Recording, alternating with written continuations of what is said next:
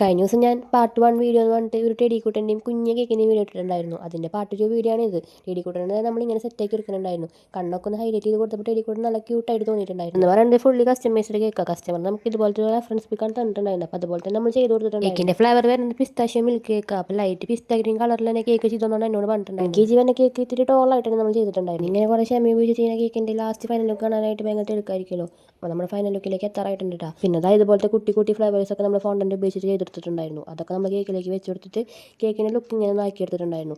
പിന്നെ നമ്മുടെ മെയിൻ താരം ടെഡിക്കുട്ടൻ നമ്മൾ കേക്കിൻ്റെ മുകളിലേക്ക് വെച്ച് ആൾക്കുള്ള കേക്ക് നമ്മൾ കേക്കിൻ്റെ മുകളിലേക്ക് വെച്ച് കൊടുത്തിട്ടുണ്ട്. വെറുതെ കേക്ക് മാത്രം വയ്ക്കുകയാണെങ്കിൽ ടെഡിക്കുട്ടന് വിഷമാവില്ല. ടെഡിക്കുട്ടനെ ഉദാനായിട്ട് കുഞ്ഞി മെഴുകുതിരും കൂടി കേക്കിലേക്ക് നമ്മൾ വെച്ച് കൊടുത്തിട്ടുണ്ടായിരുന്നു. എല്ലാ കേക്കിലും ഓരോ പറവ് എനിക്ക് പതിവാണല്ലോ. ഈ പൂക്കളൊക്കെ ഡെക്കറേറ്റ് ചെയ്ത് കൊടുക്കുമ്പോഴാണ് മുകളിൽ പൂ വയ്ക്കുന്ന കാര്യം ഞാൻ മറന്നുപോയത്. എൻ്റെ കയ്യിലാണ് പൂക്കൾ തീർന്നിട്ടുണ്ടായിരുന്നു. അപ്പോൾ നമ്മൾ വിപ്പിംഗ് ക്രീമോടാണ് പൂക്കൾ വരച്ച് കൊടുത്തിട്ടുണ്ടായിരുന്നത്. അങ്ങനെ ബാബയുടെ നെയിമൊക്കെ ഈ കേക്കിൻ്റെ ഫൈനൽ ലുക്ക് ഇങ്ങനെയാണ് വരുന്നത്. നിങ്ങൾക്ക് എങ്ങനെ ഈ കേക്ക് ഇഷ്ടമായോ? ഇഷ്ടമായെങ്കിലൊക്കെ അടുത്ത വീഡിയോ കാണാം. ടാറ്റാ.